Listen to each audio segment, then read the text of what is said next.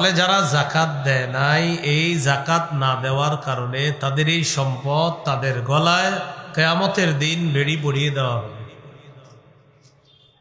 এই আয়াতের ব্যাখ্যায় রাসূলুল্লাহ সাল্লাল্লাহু আলাইহি সাল্লাম বলেন, মান আতাহুল্লাহু মালা ফালাম ইউআদ্দি যাকাতাহু মুথিলা লাহু ইয়াউমাল কিয়ামাতি শুজাআন আকরা। যে ব্যক্তিকে আল্লাহ সম্পদ দান করেছেন আর সে এটা থেকে যাকাত দেয় নাই, কিয়ামতের ময়দানে তার এই সম্পদ ২০ দর টেকু সাপে রূপান্তরিত করে এই সাপ তার গলায় পেঁচায় দেওয়া হবে। সাপ মুখের কাছে ফনা ধরে বলবে, আনা কানজুকা আনা মালুকা, আমি তোমার সম্পদ, আমি তোমার সম্পদ। যে সম্পদের যাকাত তুমি দাও নাই, তাহলে এটা কি কল্যাণ হলো না অকল্যাণ হলো? অকল্যাণ। এবার আল্লাহ একটা মূলনীতি বলে দিচ্ছেন, তোমাদেরকে, যাদেরকে আমি আল্লাহ সম্পদের মালিক বানিয়ে দিছি, মনে রাখবা এই সম্পদের মূল সত্ত্বাধিকারী আমি আল্লাহ। আমরা বইয়ের মধ্যে লিখি সর্বসত্য সংরক্ষিত। এই বইয়ের সত্ত্বাধিকারী প্রকাশক বা এক একজনের নাম লিখে দিই আমরা। আল্লাহ তাআলা বলেন, ওয়ালিল্লাহি মিরাসুস সামাওয়াতি ওয়াল আরদ, আসমান জমিনের সত্ত্বাধিকারী একমাত্র আল্লাহ। তাহলে সম্পদ যা দিয়েছেন আল্লাহ, এগুলা কার? সব আল্লাহ। ওয়াল্লাহু বিমা তা'মালুনা খাবীর, তোমরা যা করো তোমাদের কর্মকাণ্ড সম্পর্কে আল্লাহ সম্যক অবগত, সব আল্লাহ জানেন। এই হলো 180 নম্বর আয়াত। সূরা আলী ইমরানের 181 নম্বর আয়াতের অনুবাদটা শুনি, তারপর মূল প্রেক্ষাপট শুনি। আল্লাহ বলেন, লাকাদ সামিআল্লাহু কাওলাল্লাযীনা ক্বালু ইন্নাল্লাহা ফাকীরু ওয়া নাহনু আগনিয়া।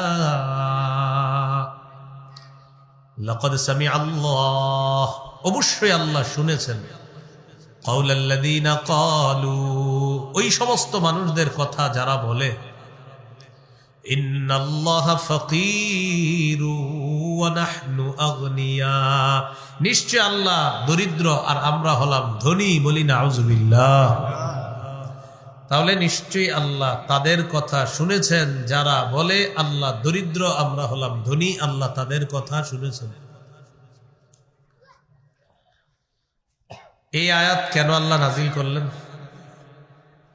রাসূলুল্লাহ সাল্লাল্লাহু আলাইহি সাল্লাম একটা চিঠি লিখলেন ইহুদিদের কাছে। চিঠির মধ্যে আল্লাহ রাসূল সাল্লাল্লাহু আলাইহি সাল্লাম ইহুদিদেরকে দাওয়াত দিয়েছে,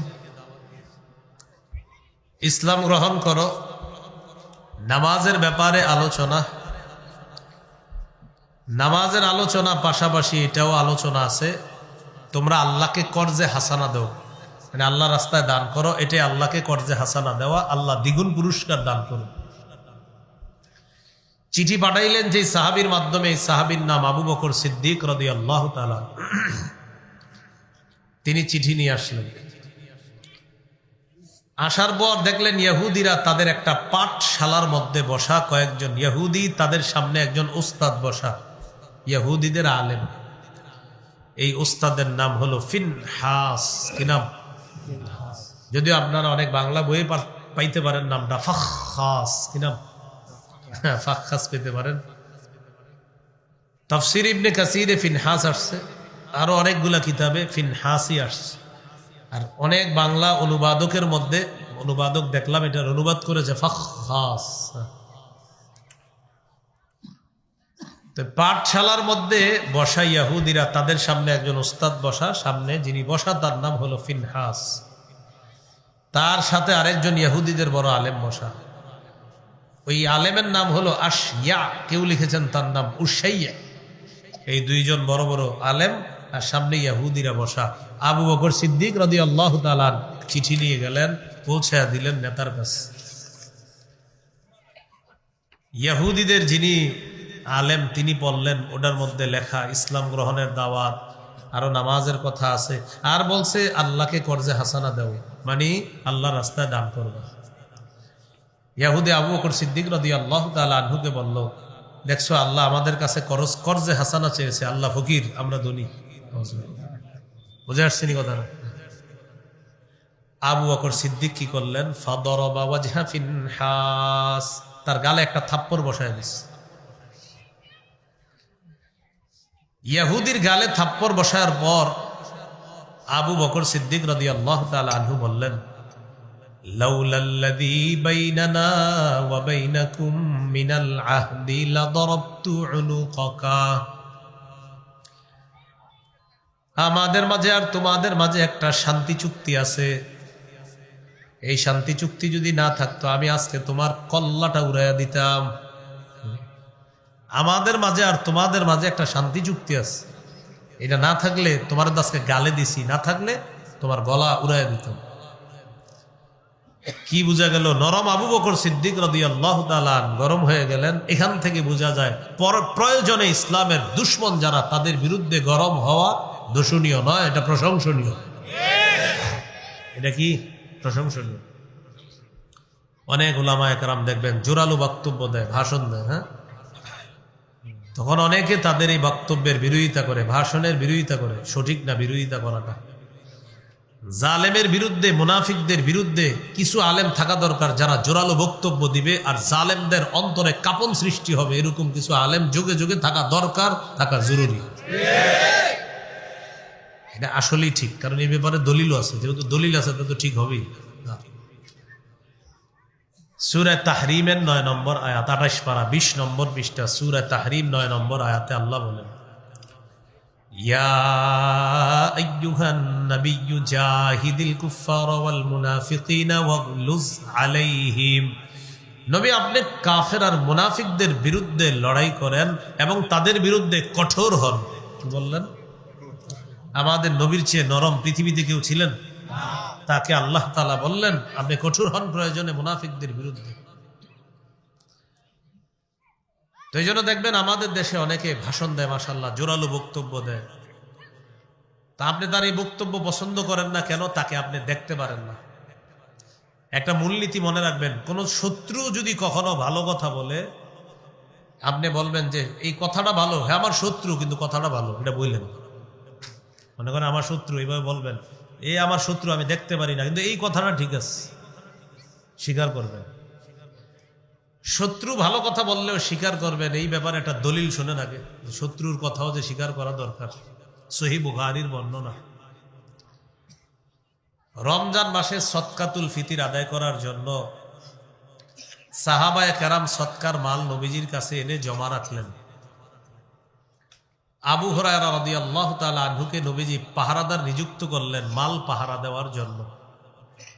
তিনি বলেন, ওয়াক্কালানি রাসূলুল্লাহ সাল্লাল্লাহু আলাইহি ওয়াসাল্লাম ফি হিফজি যাকাতি রমাদান। রাসূলুল্লাহ সাল্লাল্লাহু আলাইহি সাল্লাম আমাকে নিযুক্ত করলেন রমজান মাসের সদকাতুল ফিতরের মাল পাহারা দেওয়ার জন্য। আমাকে নিয়োগ দিলেন, নিযুক্ত করলেন, আমি যেন মাল পাহারা দিই। রাতের বেলা পাহারাদারি করতেছি। আতানি আতিন ফাজালা ইয়াহসু মিনাত তাআম। রাতের বেলা একজন আসছে, আইসা খাবারে হাত দিস, সদকাতুল ফিতরের ওই মালে হাত দিস। আমি ধরে ফেললাম, ধরে তাকে বললাম, লারফাআন্নাকা ইলা রাসূলিল্লাহি সাল্লাল্লাহু আলাইহি ওয়াসাল্লাম, আমি তোমাকে আল্লাহ রাসূল সাল্লাল্লাহু আলাইহি সাল্লামের কাছে নিয়ে যাব। চোর আবু হুরায়রা রাদিয়াল্লাহু তাআলা আনহুকে বললেন, আলাইয়া ইয়ালুন ওয়া লি হাজাতুন শাদীদা, আমার দায়িত্বে আমার পরিবার আছে, আমার অনেক প্রয়োজন আছে, অভাবের তাড়নায় আমি আসছি আজকে চুরি করতে। ভাই তুমি আমাকে ছেড়ে দাও, ওয়াদা করতেছি আমি আর কখনো আসবো না। আবু হুরায়রা রাদিয়াল্লাহু তাআলা আনহু চোরকে ছেড়ে দিলেন। পরের দিন সকালে রাসূল সাল্লাল্লাহু আলাইহি সাল্লামের সাথে সাক্ষাৎ করতে আসলেন, রাতের ঘটনা জানাবেন। ঘটনা বলার আগে নবী বলতেছেন, মা ফাআলা আসিরুকাল বারিহাতা ইয়া আবা হুরায়রা, আবু হুরায়রা গত রাতে তোমার বন্দির খবর কি, তোমার সাথে কি কি করছে একটু বলো তো। এর মানে আল্লাহ তাআলা গত রাতের ঘটনা আবু হুরায়রা রাদিয়াল্লাহু তাআলা আনহুকে ওহীর মাধ্যমে, আবু হুরায়রার এই ঘটনা নবীকে আল্লাহ ওহীর মাধ্যমে আগে জানায় দিয়েছে। আবু হুরায়রা রাদিয়াল্লাহু তাআলা আনহু বললেন,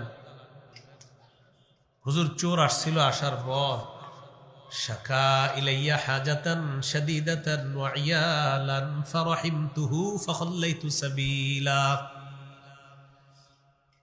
আমার কাছে সে অভিযোগ পেশ করেছে, তার দায়িত্বে তার পরিবার আছে, তার প্রচন্ড অভাব, এই অভাব আর অটনের মধ্যে পড়ে সে আমার কাছে আসছে চুরি করার জন্য। হুজুর আমার মায়া লাগছে, তাই আমি তাকে ছেড়ে দিলাম। নবীজি বললেন, কাযাবাকা ওয়া ইন্নাহু সায়াউদ, মিথ্যা কথা বলছে, ও আবার আসবে। নবীজি কি বললেন? চোর মিথ্যা কথা বলছে, সে আবার আসবে। আবু হুরায়রা রাদিয়াল্লাহু তাআলা আনহু বলেন, আমি নিশ্চিত হয়ে গেলাম চোর আবার আসবে, কারণ নবীজি বলেছেন যেহেতু, তার মানে নিশ্চিত আসবে। পরের রাতে আমি অপেক্ষায় আছি চোর ধরার। চোর সাহেব রাতে চলে আসছে। আসার পর আমি চোরকে ধরে ফেললাম। ধরার পর আমি চোরকে বললাম, আজকে আর তোমাকে আমি ছাড়বো না, যা কিছুই বলো। চোর বলতেছে, আমি ওয়াদা করছিলাম আসবো না। তাহলে তুমি বুঝো কতটা বিপদগ্রস্ত হলে একটা মানুষ ওয়াদা খেলাফ করে আবার আসে। আমার অভাবের কারণে আমি গতকালকে আসছিলাম, তুমি বুঝো আমি ওয়াদা করছিলাম আসবো না, আজকে প্রচন্ড অভাবের কারণে আসছি, ভাই ছেড়ে দাও আমার। গতকালকের সে অভিনয় আজকে আরো সুন্দর হয়েছে, উনি ছেড়ে দিচ্ছে। রাসূলুল্লাহ সাল্লাল্লাহু আলাইহি সাল্লামের কাছে আসলেন। আসার পর নবীজি বললেন, মা ফাআলা আসিরুকাল বারিহাতা ইয়া আবা হুরায়রা। আবু হুরায়রা, গত রাতের খবর কি? বন্দী কি কি করছে বলো। সাহাবী বললেন, ইয়া রাসূলুল্লাহ, চোর আবার আমার কাছে এমন ভাবে অভাব অনটন পেশ করছে, আমার মায়া লাগছে। ফারাহিমতুহু ফাখাল্লাইতু সাবিলা, প্রচুর মায়া লাগছে, আমি তাকে ছেড়ে দিলাম। নবীজি বললেন, ইন্নাহু সাউদ ক্বাদ কাযাবাকা, মিথ্যা বলছে, আবার আসবে। রাসাতুহু সালিসা, আমি তৃতীয় রাতে ওত পেতে বসে আছি যে আজকে তুমি আসবা আর ধরবো আর নবীজির কাছে নিয়ে যাব। আজকে যতই তুমি বাহানা পেশ করো কোনো লাভ হবে না। তৃতীয় রাতে অপেক্ষা, চোর আসছে। আসার পর ধরে ফেলছে। ধরার পর আবু হুরায়রা রাদিয়াল্লাহু তাআলা বলতেছে, থামো, কিছু বলা দরকার নেই। তুমি যে বলবা এই সমস্যা ওই সমস্যা, এগুলা বলা দরকার নেই, আজকে বলাই দরকার নেই, তোমাকে নবীজির কাছে নিব। চোর বলতেছে, কথাটা শুনবা তো। কি কথা? দানি উআল্লিমকা কালিমাত। চোর বলতেছে, আমাকে ছেড়ে দাও, আমি তোমারে কিছু বিদ্যা শিখিয়ে দিই, তোমার কাজে আসবে। কি শিখিয়ে দিই? বিদ্যা।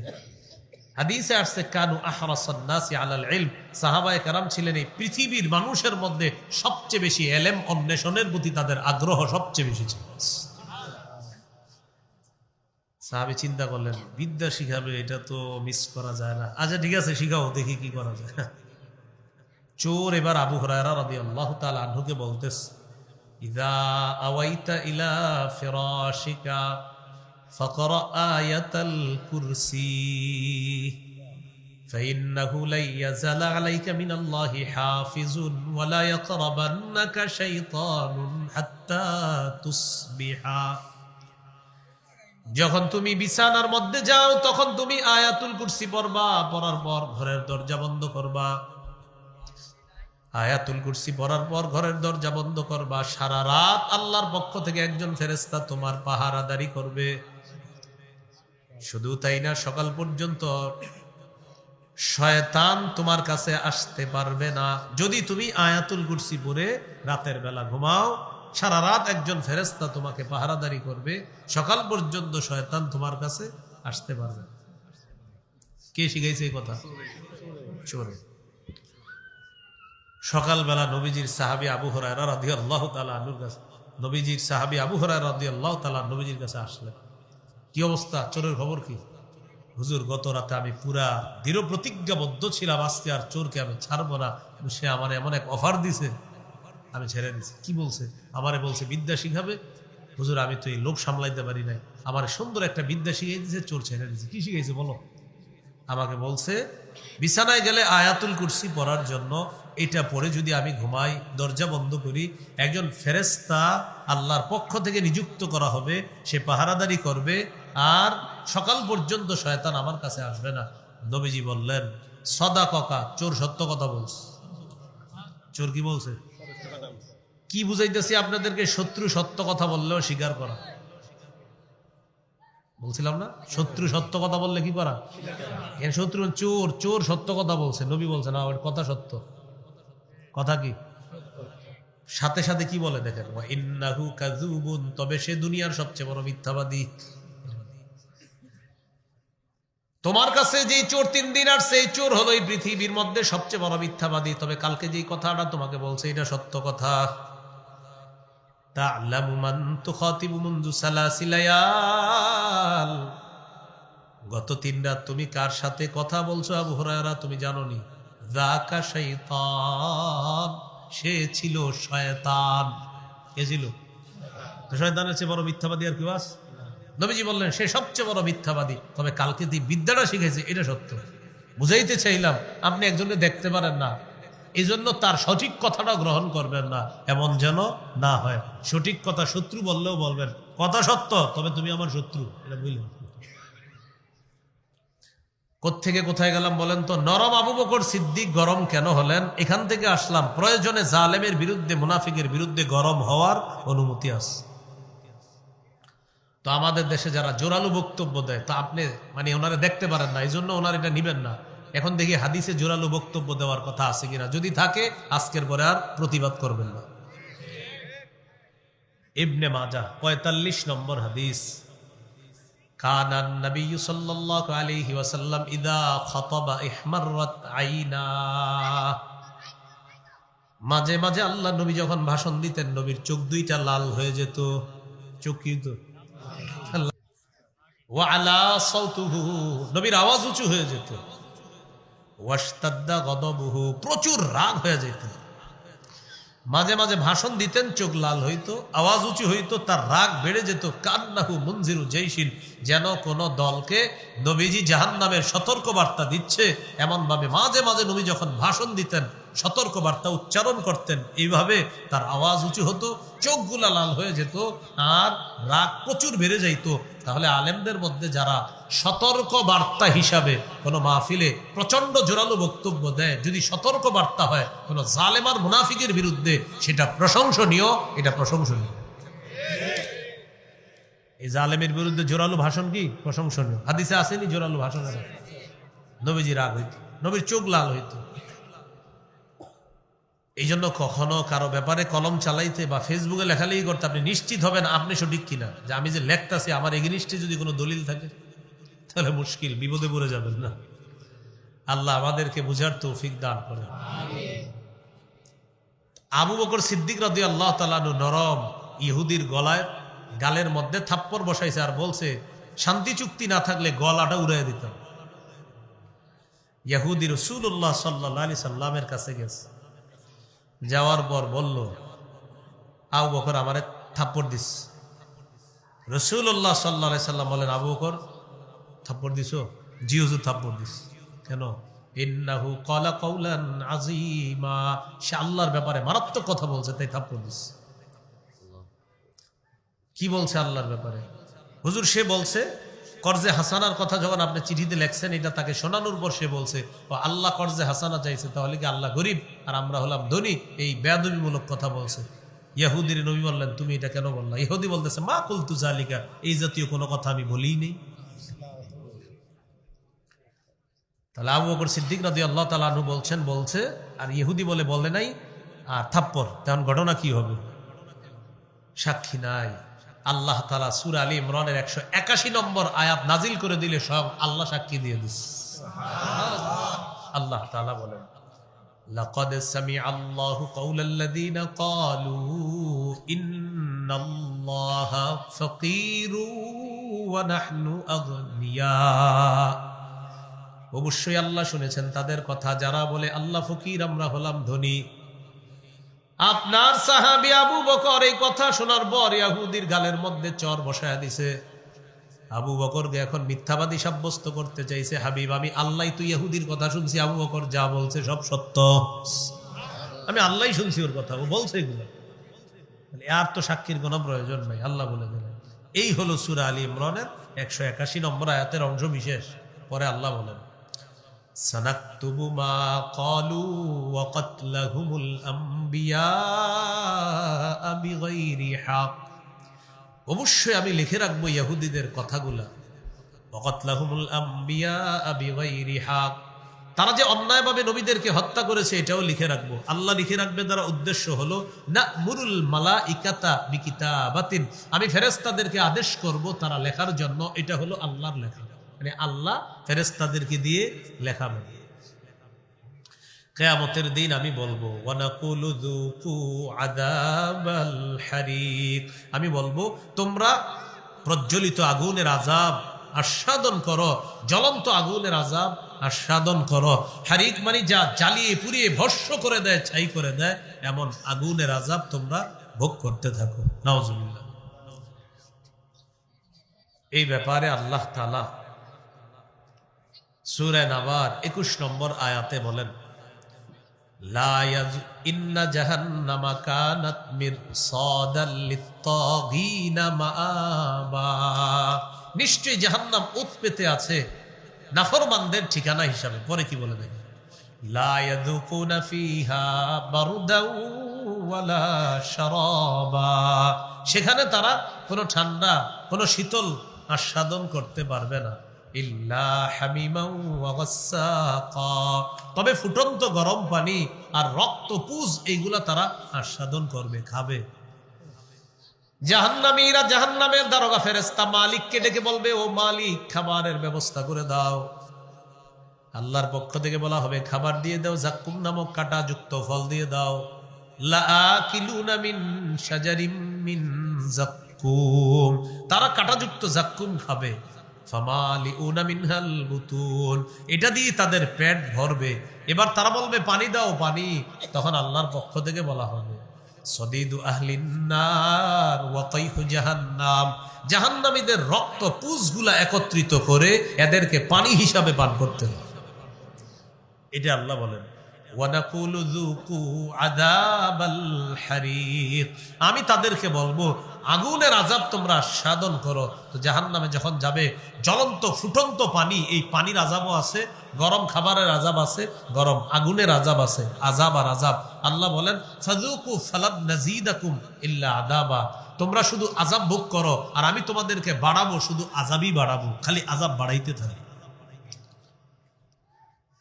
এখন প্রশ্ন হলো কেন এই আযাব আল্লাহ দিবে? পরের আয়াতে বলে যালিকা বিমা কদ্দামাত আইদিকুম ওয়া আন্নাল্লাহা লাইসা বিযাল্লামিল লিল আবিদ। আল্লাহ তাআলা বলেন আগুনের আযাব তোমরা আস্বাদন করবা কেন জানোনি? তোমাদের হাতের কামাইয়ের কারণে, তোমাদের কৃতকর্মের কারণে। হাতের কামাই, হাতের কামাই দ্বারা উদ্দেশ্য হলো ওই মানুষের কামাই। হাতের কামাই মানে তোমাদের কামাই। আরবরা অংশ বলে পুরা ব্যক্তিকে উদ্দেশ্য নেয়, আরবরা অংশ বলে পুরা মানুষটাকে উদ্দেশ্য নেয়। এখানে হাত বলে উদ্দেশ্য হাত ওয়ালা। তাব্বাত ইয়াদা আবি লাহাব, আবু লাহাবের 2 হাত ধ্বংস, উদ্দেশ্য আবু লাহাব ধ্বংস। তা আল্লাহ তাআলা বলেন যালিকা বিমা কদ্দামাত আইদিকুম, এই আযাব তোমাদেরকে দেওয়া হবে তোমাদের কৃতকর্মের কারণে, তোদের হাতের কামাইয়ের কারণে। হাতের কামাই দ্বারা উদ্দেশ্য তোমাদের কৃতকর্মের কারণে। ওয়া আন্নাল্লাহা লাইসা বিযাল্লামিল লিল আবিদ, আল্লাহ তাআলা বলেন নিশ্চয়ই আল্লাহ বান্দাদের প্রতি কোনো জুলুম করেন না। প্রশ্ন আসবে মনে মনে, আল্লাহ যে আযাব দিবে এটা কি জুলুম না? আল্লাহ বলে না, এটা কোনো জুলুম না। তারা এই আযাব ভোগ করবে তাদের কৃতকর্মের কারণে, আমি জুলুম করি নাই তাদের উপর, তারাই জুলুম করছে নিজেদের উপর। সূরা আম্বিয়ার মধ্যে আছে, ওই যে বুখারীর সর্বশেষ হাদিস দেখবেন অনেক মাদ্রাসায় ছেলেরা পড়ে, বাবু কওলিল্লাহি ওয়া নাদউল মাওয়াজিনাল কিসত লিয়াউমিল কিয়ামাহ ওয়া আন্না আমালা বানি আদম ওয়া কওলাহুম ইউজান। এটা পড়া দেখবেন ছাত্ররা পড়তে থাকে ওবিহি ক্বালা হাদাসানা। ইমাম বুখারী সর্বশেষ হাদিসের আলোচনা করতে গিয়ে কোরআনের একটা আয়াত আনছে সূরা আম্বিয়ার। এই আয়াতে আল্লাহ বলেন ওয়া নাদউল মাওয়াজিনাল কিসত লিয়াউমিল কিয়ামাতি ফালা তুযলামু নাফসুন শাইআ, আমি কিয়ামতের ময়দানে ইনসাফের দাড়ি পাল্লা স্থাপন করব। ইনসাফের দাড়ি পাল্লা স্থাপন করার পর আমল ওজন করব অথবা আমল নামা ওজন করব। দেখেন কি বলি, আমল ওজন করা হবে অথবা আমল নামা ওজন করা হবে, অথবা আমলকে একটা দেহে রূপান্তরিত করে ওই দেহটাকে ওজন করা হবে, অথবা আমলকারী মানুষটাকেই ওজন করা হবে। 4টি ব্যাখ্যা, হয়তো আমল ওজন করা হবে, না হয় আমলটাকে একটা দেহে রূপ দেওয়া হবে, ওই দেহটাকে ওজন করা হবে, 3 নাম্বার আমলকারীকে, মানে আমাকে আপনাকেই ওজনের পাল্লায় দিয়ে দেওয়া হবে। দুনিয়াতে তো এটার দৃষ্টান্ত আছে, আমরা দাঁড়াইলে আমাদের ওজন ওঠে না 75 80, তো সেখানে কিন্তু ওজন উঠবে আমাদের না, সেখানে আমলের ওজন হবে। প্রশ্ন হলো হুজুর আমলের ওজন আমার শরীর দিয়ে কিভাবে হবে? মুহাদ্দিসিনে কেরাম লেখেন রূহ যেমন শরীরের ভিতরে আল্লাহ রাখে কিন্তু দেখা যায় না, আমল নামাটাও আল্লাহ শরীরের ভিতরে ঢুকাইয়া দিবে যদিও দেখা যায় না। ও যখন ওজনের পাল্লায় উঠবে তখন ওই আমল অনুযায়ী, ভালো আমল আর খারাপ আমল অনুযায়ী ওর ওজনটাও উঠে যাবে। এটা 3 নাম্বার ব্যাখ্যা। 4 নাম্বার আমল নামা ওজন করা হবে, তাহলে আমল ওজন করা হবে স্বয়ং আমলটা। 2 নাম্বার আমলকে একটা দেহরূপ দিয়ে এটাকে ওজন করা হবে। 3 নাম্বার আমলকারীকে ওজন করা হবে। 4 নাম্বার আমল নামাকে ওজন করা হবে। এখন আল্লাহ বলেন এই যে আমল ওজন করব আমি, কেন করব? ফালা তুজলামু নাফসুন শাইআ, তোমাদের কারো প্রতি কোনো বিচার করা হবে না। মুফাসসিরিনে কেরাম লেখেন কিয়ামতের ময়দানে ওজনের পাল্লা স্থাপন করা কি প্রয়োজন? আল্লাহ বলে দিলেই তো হয় তুমি জাহান্নামী আর তুমি জান্নাতি, আল্লাহ তো সব জানেন, এরপরে ওজনের পাল্লা কেন স্থাপন করবেন? মুফাসসিরিনে কেরাম বলেন ওজনের পাল্লা স্থাপন করে মানুষকে আল্লাহ দেখায় দিবেন, দেখো আমি আল্লাহ তোমাদের প্রতি কোনো অবিচার করি নাই, তোমরা নিজেদের কৃতকর্মের কারণে আজকে জাহান্নামী হবা, এটা দেখানোর জন্য ওজনের পাল্লা আল্লাহ স্থাপন করবেন। তাহলে আল্লাহ বান্দাদের উপর কি করেন না? জুলুম করেন না। আল্লাহ কারো উপর জুলুম করেন না, বরং বান্দা নিজেই নিজের উপর জুলুম করে আখিরাত বরবাদ করে। আল্লাহ আমাদেরকে বুঝার তৌফিক দান করেন। এইগুলো আজকের আলোচনার দ্বিতীয় বিষয়বস্তু। আল্লাহ তাআলাকে তারা বলছিল ফকির, নিজেদেরকে বলছে ধনী। আল্লাহ বিষয়টা নাজিল করে দিয়ে বুঝাইলেন যে তারা যে কথাগুলো বলেছে আমার ব্যাপারে বেয়াদবিমূলক কথা, আবু বকর সত্যি সত্যি শুনেছে, আবু বকর থাপ্পড় দিছে, সঠিক কাজ করছে। এই হলো আজকের দ্বিতীয় আলোচনা। 3 নাম্বার আলোচনা এখন শুরু হবে। ইয়াহুদীদের কয়েকজনের কাছে নবীর দাওয়াত পৌঁছার পর তারা বলল, এটা আমি আগেও বলেছিলাম সংক্ষেপে, এখন দেখেন তারা বলল আমরা ততক্ষণ কোন রসুলের প্রতি ঈমান আনবো না যতক্ষণ রসুল একটা পশু কোরবানি না করবে, আর আগুন আইসা ওই কোরবানির পশুটাকে যতক্ষণ না জ্বালাবে ততক্ষণ আমরা ঈমান আনবো না। তো কোরআনের আয়াতটা শুনেন, আল্লাহ বলেন আল্লাযীনা ক্বালু ইন্নাল্লাহা আহিদা ইলাইনা আল্লা নু'মিনা লিরাসূলিন হাত্তা ইয়াতিয়ানা